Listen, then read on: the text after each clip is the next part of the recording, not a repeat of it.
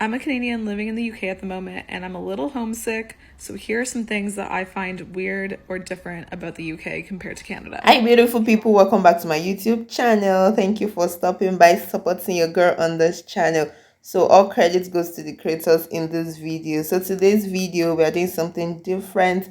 I'm just going to dive into the culture shocks between Canada and the UK. I have some videos on my channel about culture shocks between different countries, okay?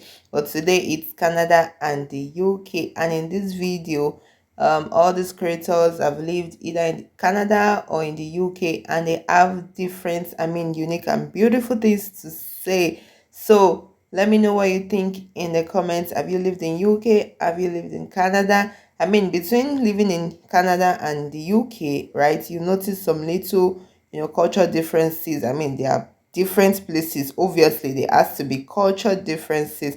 The price works differently, the houses feel different, even driving on different sides of the road, things like meals, going on dates, even paying at the grocery stores, all those things. But that is the beauty of it, right? Both countries have their rhythm, and learning is part of the adventure. So let's see what these creators have to say, and let me know your thoughts in the comments. Bears do not exist in this country or these countries. And it makes no sense because it's always raining. So I just don't understand, like, why are they not more common? People hang up their clothes all the time and it takes like a full 3 days to dry. Then we got the on and off switches on outlets. This is what I'm talking about. They did have that in Australia when I lived there, so I'm kind of used to it, but sometimes it trips me out because something I think will be charging and it's just not charging. Another one is the taps. There's always a separate tap for hot and cold. Well, not always, but most of the time, if a house is older or the building is older, which most of them are, you're not going to have just one tap for hot and cold water that you'll turn. It's two separate ones. They have this in baths as well, in showers, and it makes it so hard to get the right temperature. Then we got the greeting, you alright? You alright? You alright? Just say like, hey, what's up? I don't understand why they're asking, are you alright? Nor do I understand how to respond to that. Also reminds me of Australians, how you going? But that one seems to flow better and like just makes sense generally. I've talked to many people now about this, and it's not just me. Making friends in the UK is hard. In Canada, you can literally walk down the street for 5 minutes and you will have a new friend. Random people are just super nice and will talk to anyone that they see. But here, it does not seem to be the same way. I've been in the UK on and off for the last year or over a year now, and I can tell you that I do not have a single friend. And it's not that I've put no effort in. Like, I have tried. I've hung out with people here and there, but I don't have true friends, like a group of friends here. Seriously, all the Brits that I'm friends with are people that I met traveling, none that actually live here and that I've met in Wales or in Cambridge or around London. Gotta end it with Halloween because it's Halloween today. It is just not a thing here. Some people dress up, there are parties, but there's like no decorations. People do not go all out like they do in Canada. In uni, I would literally have 3 different costumes I'd wear on a weekend out for Halloween. It's my favorite holiday at home, so I'm just really missing it today. Anyway, there's lots of things I do like about the UK more than Canada, so let me know if you want to see that type of video because this has been a little bit negative, but I've been kind of down in the dumps lately because of this weather. And I just want to make a friend here. Cultural differences that I've known. Okay, I'm going to talk about one specifically today because it throws me off every single friggin' time. Like in Canada, we go and we're like, oh, hey, how's it going? Oh, look at all those wrinkles. God, 30's crept up fast. Anywho, I digress. So, yeah, you'll be out and about and like, they'll come up to you and they're like, you're alright. And then you have a midlife crisis because you're like, am I alright? Is everything fine? Is nobody okay? Why are you asking if I'm alright? Do I not look alright? Because we're used to people coming to you and being like, hey, how's it going? Hey, how are you today? Not asking like if you're alright. But then sometimes it's not even asking if you're alright. They're just saying, you're all right. And then you're like, oh, I am all right. I'm doing a good job. Thank you, stranger, for being so supportive. Either way, I'm emotional. So that's something that I've noticed. How It's do fun. living expenses compare from Canada to the UK? If you've ever been curious. I live in Vancouver currently. Some people call it Vancouver proper. I still really don't understand why, but I live in the city of Vancouver, is my point. So, what my bills in Vancouver, BC translate to in Great British pounds. My partner and I currently share a 1-bedroom apartment. We pay the equivalent of $12.40 per month for rent, storage, water, and heating. I don't think there's anything else. Our electricity bill ranges from month to month, but the most we've ever paid is around £11. I'd say 7 to 11. We pay the equivalent of £55 a month for internet Wi-Fi, and I personally pay the equivalent of £39 a month for my phone bill. With all of this split up and calculated, my monthly bills are just under £700 a month. My monthly take-home pay is around $19.50 per month, which leaves me with around $12.50 a month to spend on groceries, I guess. I really do feel like every time I leave the house here, I spend at least $100. It is an expensive city to live. Groceries are expensive. I'm very grateful that I live a 15-minute walk from work, so I don't have any transport or transit to pay for. For me, the quality of life is a lot higher than the life I was living at home.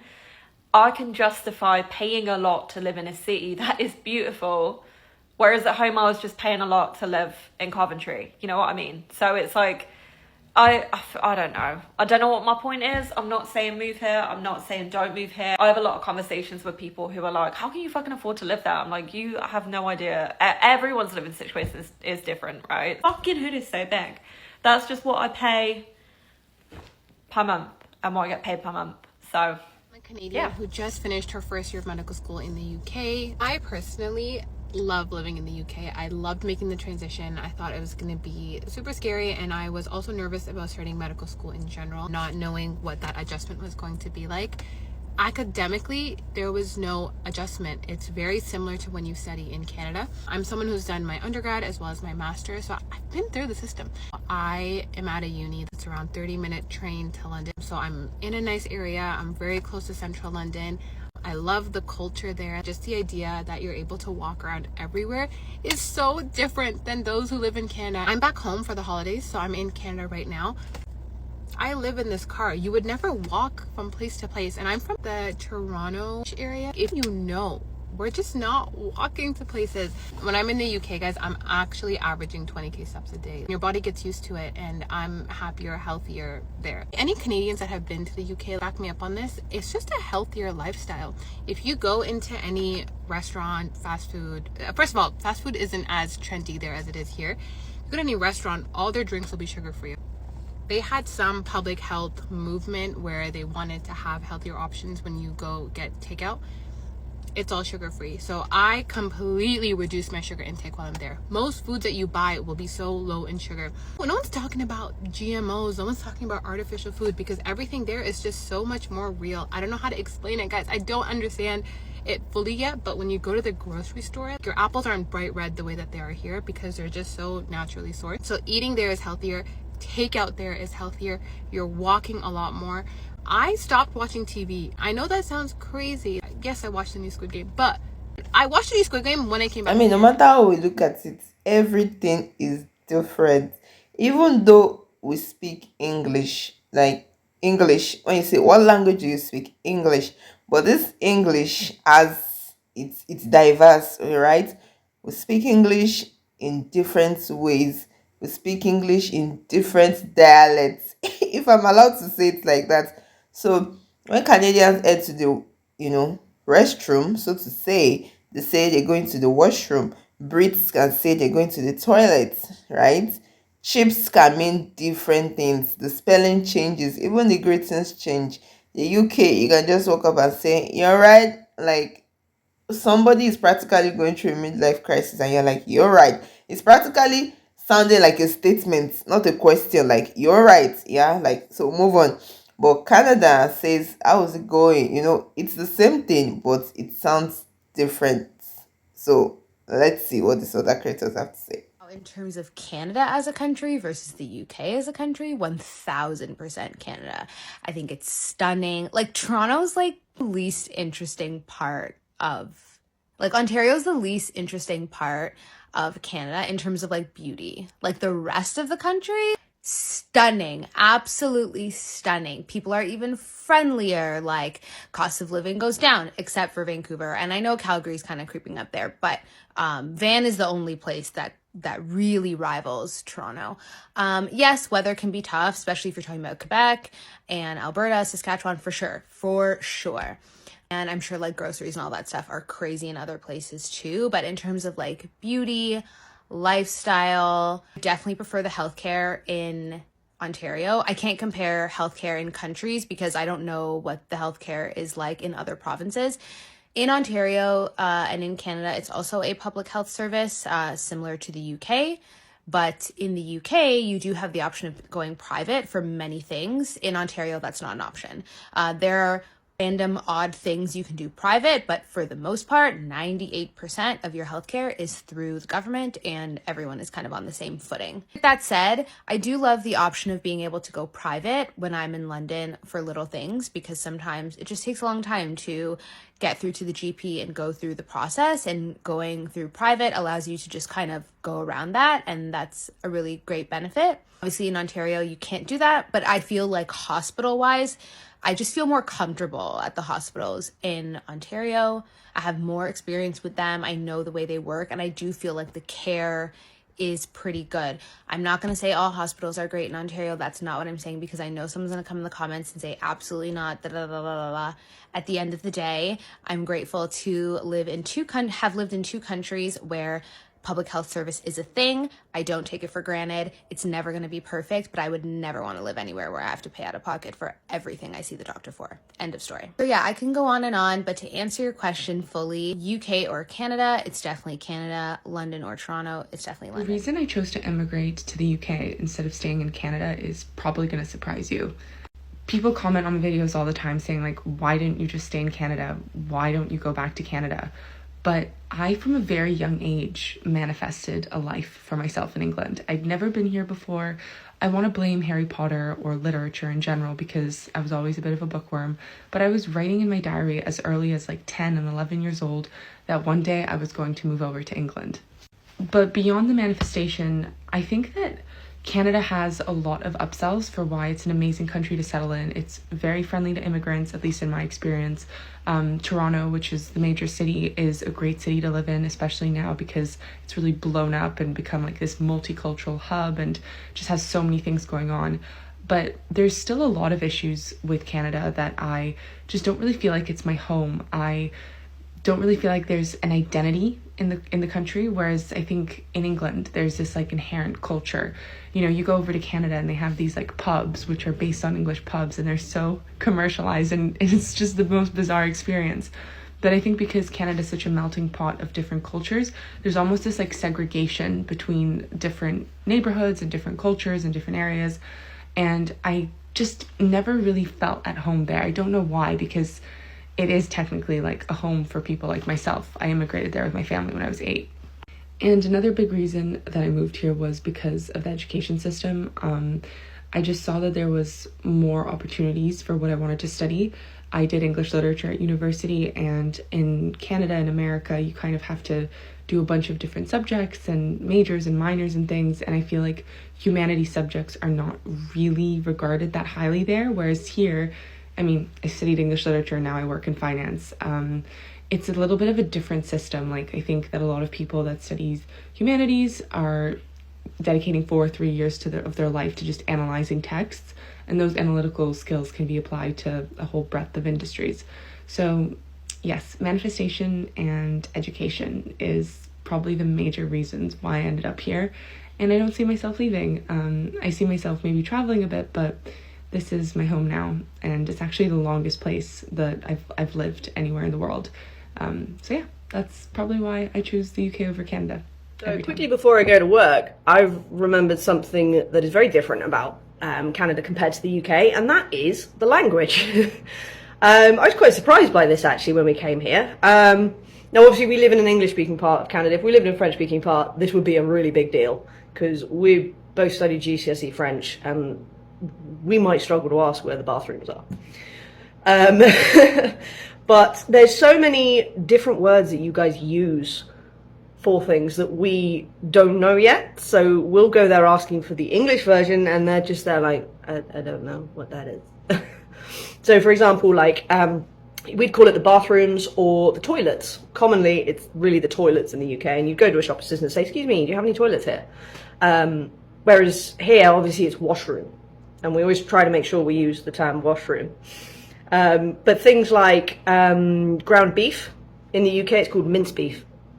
And if you asked for mince beef here, you kind of get that vacant stare where they're like, I don't know what that is. I have heard some people refer to it as hamburger, which just adds more confusion.